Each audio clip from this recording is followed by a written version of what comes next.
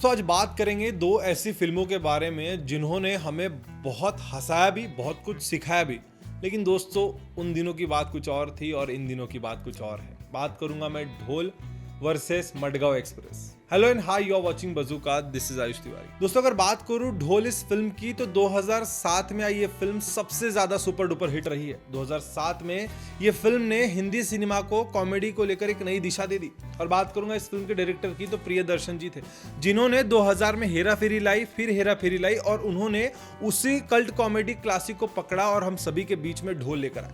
अब जब ढोल हम सभी के बीच में आई तो ढेर सारे नाम भी उस समय पर आए कि भाई इस फिल्म में कौन होंगे। अगर बात करो इस फिल्म के मुख्य किरदार की तो यहाँ पर हमने राजपाल यादव, शर्मन जोशी, कुणाल खेमो, तुषार कपूर को देखा। अब दोस्तों अगर बात करूं इन चारों कलाकारों की तो इन चारों कलाकारों की नजर थी तनुश्री दत्ता पर और तनुश्री दत्ता की नजर थी अपने भाई के कातिलों पर। ये जिस तरीके की कहानी बनाई गई हम सभी के बीच में, एक पैसे को लेकर भूख, चार दोस्तों की जुगलबंदी, उन चारों को एक ही लड़की से प्यार करना, लड़की का सपना कुछ और, इन लड़कों का सपना कुछ और। मतलब एक कहानी एक नए अंदाज में हम सभी के बीच में आई और कुछ नया देकर चले गई। अगर बात करूंगा दोस्तों इस फिल्म के अननोन फैक्ट की तो आप सभी को बता दूं कि तुषार कपूर और शर्मन जोशी की जगह शायद हम इस फिल्म में अर्जुन रामपाल और अक्षय खन्ना को देखते। ये दोनों इस फिल्म की पहली चॉइस थी, लेकिन डेट मैच न होने के कारण इन दोनों ने इस फिल्म के ऑफर को ठुकरा दिया और तभी डायरेक्टर की नजर पड़ी इन दो ऐसे कलाकारों पे जिन्होंने इस फिल्म को आइकॉनिक बना दिया।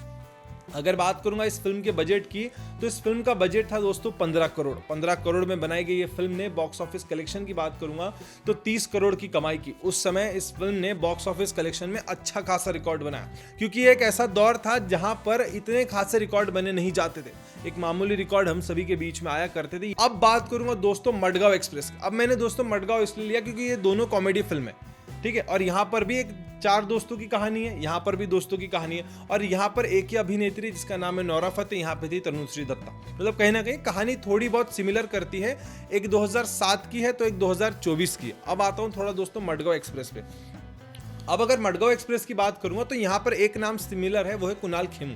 कुणाल खेमू ने ये ढोल फिल्म में एक किरदार निभाया एज एन एक्टर, लेकिन इस बार मडगांव एक्सप्रेस में वो एज ए डायरेक्टर हम सभी के बीच में। उन्होंने इस फिल्म को डायरेक्शन दिया, एक नए अंदाज में हम सभी के बीच में लेकर आए। उन्होंने इसके पहले गो गोवा गॉन कर चुके हैं एज एन एक्टर, उसके बाद उन्होंने मडगांव एक्सप्रेस लेकर आए।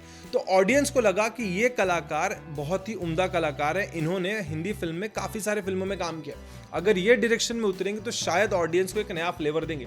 लेकिन इन्होंने लेकर आई एक डार्क कॉमेडी जहां पर उन्होंने देवेंदु, अविनाश तिवारी और प्रतीक गांधी को हम सभी के बीच में लेकर। अब ये तीनों एक्टर्स ने हिंदी सिनेमा में काफी ज्यादा सीरियस किरदार निभाए हैं और अब एकदम इन्होंने कॉमेडी किरदारों पे जंप किया। वो ऑडियंस को थोड़ा बहुत खटका कि जिन्हें हमने थोड़ा बहुत एक राउडी अंदाज में देखा, उन्हें आप इस तरीके से लेकर आएंगे, वहीं ऑडियंस थोड़ा बहुत खटक गई। फिर लिया नोरा फतेही को, जो शायद उस समय उस मूड में नहीं थी और ऑडियंस उस फ्लेवर में देखना नहीं चाहती थी जिस प्रेजेंट में उन्होंने किया।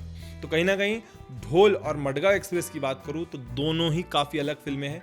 दोनों ने कॉमेडी देने की कोशिश की, एक ने शानदार कॉमेडी दी तो किसी ने डार्क कॉमेडी दी। अगर दोस्तों बात करूंगा मडगांव एक्सप्रेस की तो उसके पास एक बड़ा प्लेटफॉर्म था ओटीटी, जो शायद 2007 में हमने सुना भी नहीं होगा कि ओटीटी नाम की कोई परिंदा आएगा और इस तरीके का बवाल मचा के चले जाएगा।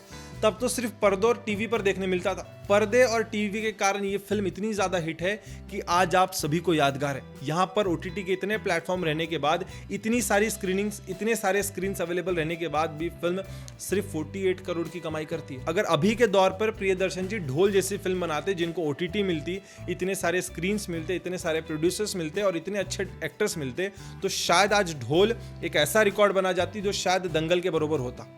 क्या आप इस बात पे बिलीव करते हैं? हमें कमेंट सेक्शन में जरूर बताइएगा। और हाँ, मडगांव एक्सप्रेस और ढोल, इन दोनों में से आपको फिल्म कौन सी याद है और ऐसा कौन सा एक्टर जिसने शायद आपको हंसाने की पूरी कोशिश की, हमें जरूर बताइएगा। दोस्तों ऐसी वीडियोस को देखते रहने के लिए please like, share and subscribe to बजूका।